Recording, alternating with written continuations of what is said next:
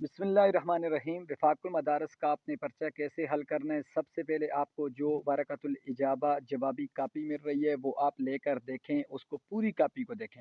अगर बीच में से मिस है, उसके पेज ख़त्म है या कोई उसके ऊपर बाज़ औक़ात ऐसा होता है प्रिंटिंग में बिल्कुल भी लाइनें नहीं लगी होती, तो उस कापी को आप वापस करें, दोबारा नई कापी लें।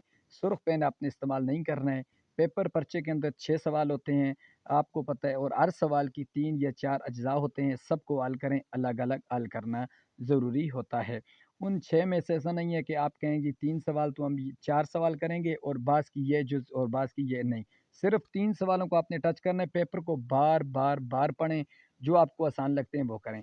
अब आपने शुरू करना है अल जवाब अनिस सवाल अव्वल अलिफ अल जवाब अनिस सवाल अव्वल जुज़ अव्वल, जुज़ सानी, जुज़ सालिस, जुज़ राबे, जो भी आप लिखना चाहते हैं इसके साथ लिख सकते हैं। अल जवाब अनिस सवाल सानी भी लिख सकते हैं। अल जवाब अनिस साल वालिस सालिस है। अल जवाब अनिल जवाब राबे है, तो उसकी जो भी जुज़ है वो जब भी आप लिखेंगे उसकी जुज़ तो आपने लिखना है। हर एक जुज़ के बाद लाइन लगाएं नीचे, ताकि उनको समझ आ जाए वाज़े। उसके बाद है तश्कीलुल इबारा, तर्जुमुल इबारा, तज़यीलुल इबारा, बयानुल मुराद बिक़ौलिही, बयानुल इख्तिलाफ माल अदिल्ला, तहक़ीक़ुल कलिमात मख़तूता, लुग़ा, सर्फ़ी, नहवी, लुग़वी तारीफ़ जो आपने करनी होती है। तश्कीलुल इबारा में आप ये याद रखें, इबारत एक पेन से लिखें, दूसरे पेन के साथ आप उसके ऊपर एराब लगाएँ और एक लाइन छोड़ के लिखें, क्योंकि अरबी की इबारत जब हम उर्दू में लिखते हैं तो वो दूसरे ऊपर नीचे बीच में समझ नहीं आती है। तो उसके बाद होती है जी सर्फ़ी लुग़वी तहक़ीक़। तो सर्फ़ी तहक़ीक़ में आप ये याद रखें, सीगा, गर्दान, बाब, हरूफ़ असलिया, आफ़त अक़साम, शश अक़साम, तर्जुमा, मिसाल, ये 8 चीज़ें आपने करनी होती हैं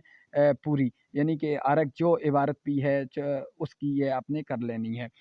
तो ये आपने इस चीज़ का बड़ा ख़्याल रखना है। इलादा साफ़ सुथरी करके इस तरह आपने इसको तहरीर फरमाना है। और उसके बाद तहक़ीक़ नहवी भी होती है, जिस तरह सर्फ़ी की है इसी तरह नहवी भी आपने कलमा को अलग-अलग लाइन में लिखें और उसकी नहवी तहक़ीक़ करें। हर कलमा एक पेन के साथ लिखें, उसकी जो तरकीब है दूसरे पेन के साथ लिखें, ताकि वो वाज़ेह और साफ़ नज़र आए, साफ़ सुथरी नज़र आए। और उसके बाद जो आपके लिए यानी कि पर्चे को आपने जैसे ही बार-बार पढ़ेंगे, तो जितना भी पढ़ेंगे तो वो आपके ज़हन में आएगा, जो सवाल नहीं आता है वो भी आपके ज़हन में आ जाएगा। यानी कि पर्चे को जितना आप ज़्यादा पढ़ेंगे तो वो आपके ज़हन में बैठता जाएगा।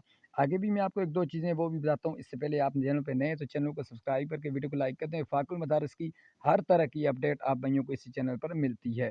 पर्चे की नज़रसानी जब आप करते हैं दोबारा, जिस तरह मैंने आपको बताया कि इस पर्चे को आपने बार-बार पढ़ने से ये फ़ायदा होता है कि अगर कोई जुज़ रहती है, बाज़ औक़ात इंसान को जुज़ वो ज़हन में नहीं आती है, बाद में आ जाती है, तो इंसान वो बाद में तहरीर फरमा देता है।